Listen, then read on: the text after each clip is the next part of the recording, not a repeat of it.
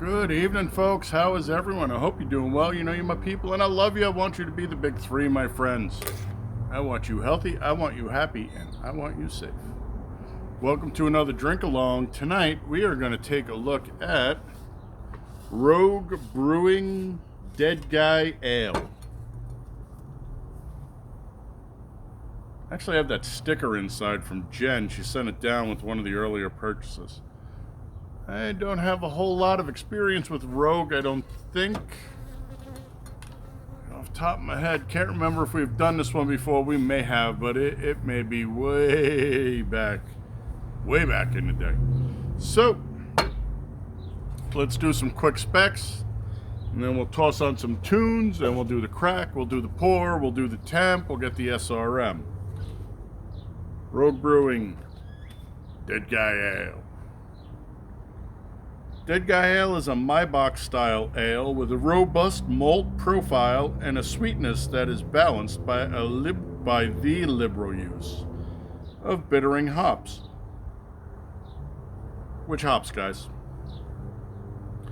The ABV is 6.8. The IBUs are 40. That's getting right up on the top of my range there. They say the SRM is 16. The yeast will be ale.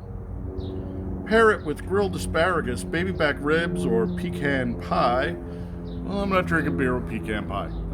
They make coffee for that, if I remember correctly, but ribs and asparagus, yeah, no, I'm all over that.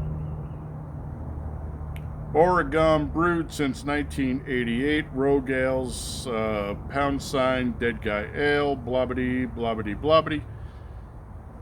And then they give us a weird scale. It's a star within a star within a star within a star, blah, blah, blah. So,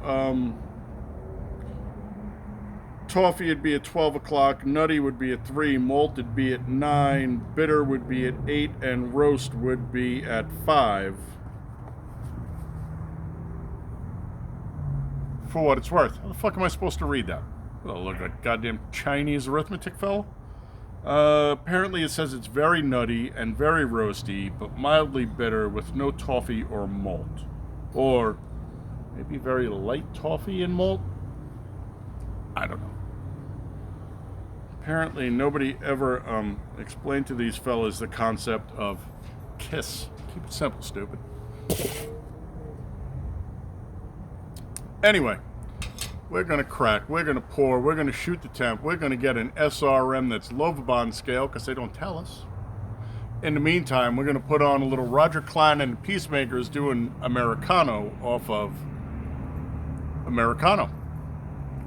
Yeah, we got Mexica's coming up in 2 weeks, and so, getting my party people on. Oh, actually, by the time you see this, it'll be a week out. If I get the chance, I'll see if I can shoot some live remote down there, alright? See you fellas, or ladies, or fuckers in general. 2 minutes if you don't want to listen to the tunes. You know the drill. Here we go. Love this song.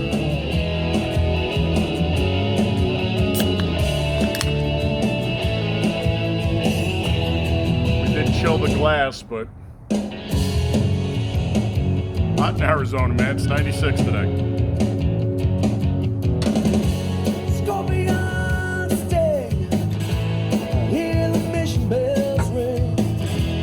No, they're not running. So maybe I don't dance a hangman swing. Our roads lead back to Tucson. Prairie, I don't find the new song. The policy is asking questions. Say you don't know nothing and you ain't seen a thing. Are there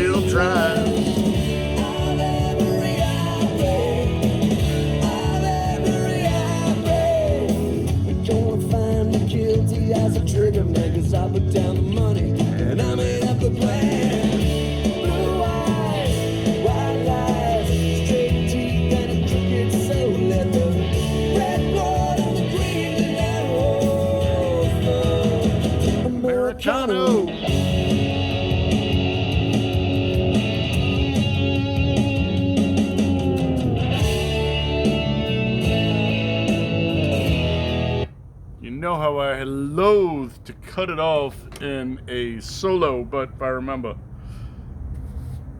we'll let Roger play us out. Again, one of my favorite songs. Absolutely great album. If you like that kind of stuff, Roger Klein and the Peacemakers. The name of the album is Americano. If you have the excess cash and nothing better to do, come join us at Circus Mexicus for the 25th anniversary. I'm gonna have to check with Angus, man, but we've been to way too many of these. Coming up June 6th through the 10th, down in Rocky Point, Mexico, Puerto Penasco. Should be fun. I always have a good time down there. Anyway, you know what time it is, my friends. It's Biden time. We might get some lacing out of this. We shall find out. That is a beautiful, beautiful copper-colored beer, though. They said 16. I might have gone a little higher, but I'm going to go with them on that. They got one of them SRM machines, and I just got a pair of old eyeballs. But, tell you what I do have is a Bidenometer, so Biden time. Let's get that sniffer in there and see what's going on.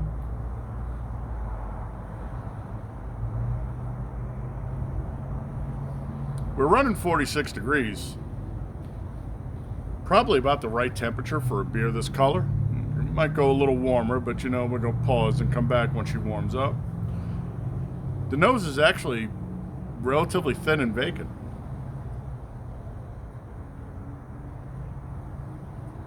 I'm not getting a lot of malt. I'm not getting a lot of bread. I'm not getting a lot of hops. I'm not getting much of anything. It smells like a beer.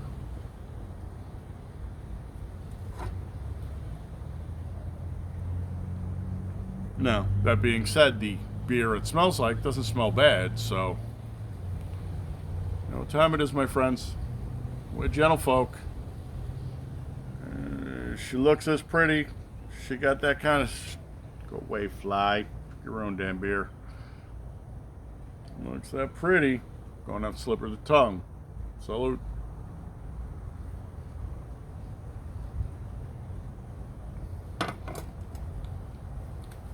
Nice. Comes in. Everything is all up on the top end. A little bit of the tip of the tongue. Go away. Soft palate. Intradental. A little bit out into the buccals. Tip of the tongue. She runs right back. She is dirty, by the way. And not that I have a problem with that. As the flavor progresses through, initially you're not getting a whole lot of anything. And then the malt starts to kick in, and she is a little malty and sweet, so Angus would really not like this beer. Devil bugs.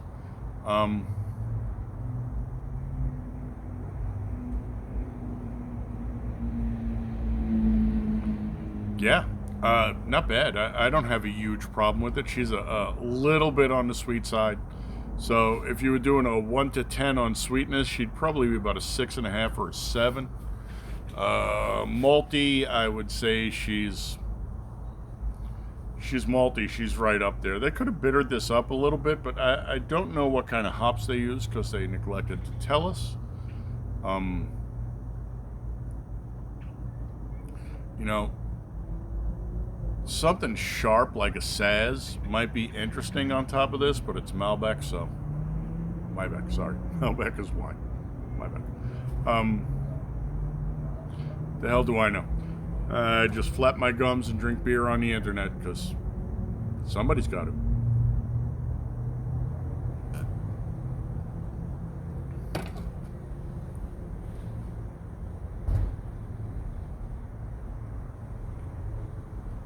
Yeah, pretty much what you see is what you get there. There's not a lot of flavor progression through here. There's not going to be, because again, they told us she was going to be malty. We're going to pause. We're going to let her warm up a little, and then we will come back and see if anything has developed. All right, I'll see you in just a second, my friends. Alrighty, my friends. It does not take long to warm up a beer in Arizona in May. We are currently sitting at 5. I hope we didn't let it get that warm.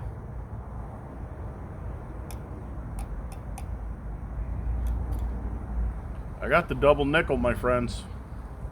And that is definitely going to be the top end on this beer. So, let's see what she's going to show us now that she's 9 degrees warmer. That's a big old jump, so.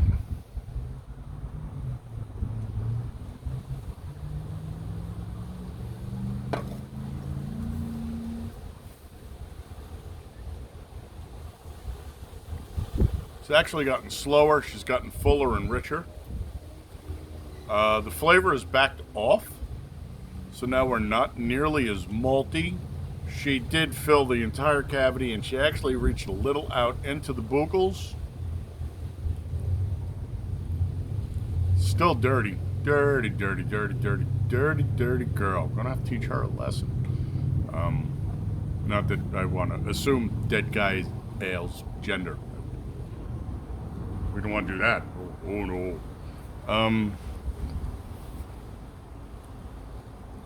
Actually, surprisingly, it's really not that bad. And this is way warmer than I'd have been willing to drink this.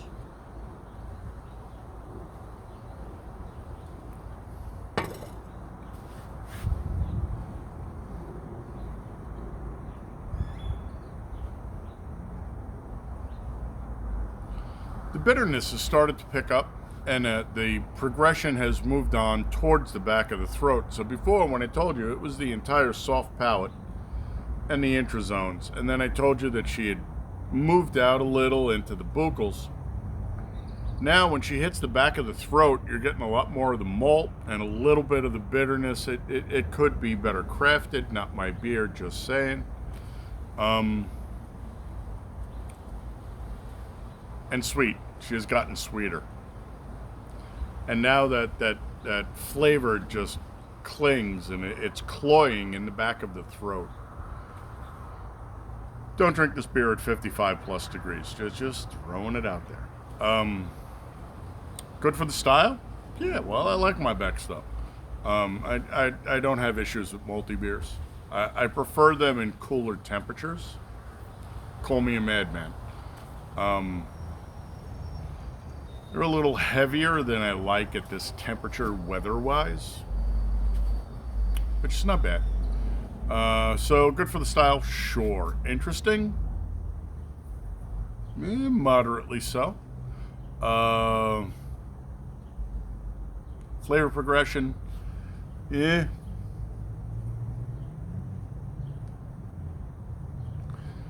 Yeah. So, would I buy this beer again? No. Would I drink this beer again? Sure. But there'd be restrictions on that. Would I try it on tap? Of course. Who's the original tap pour? Would I drink this if you handed this? What would I say if you handed this to me out of the cooler? Well, I would say thank you very much because I'm polite. And right out of the cooler, you can get through a can of this when it's hot out before it gets overly warm, depending on who you are and how you drink.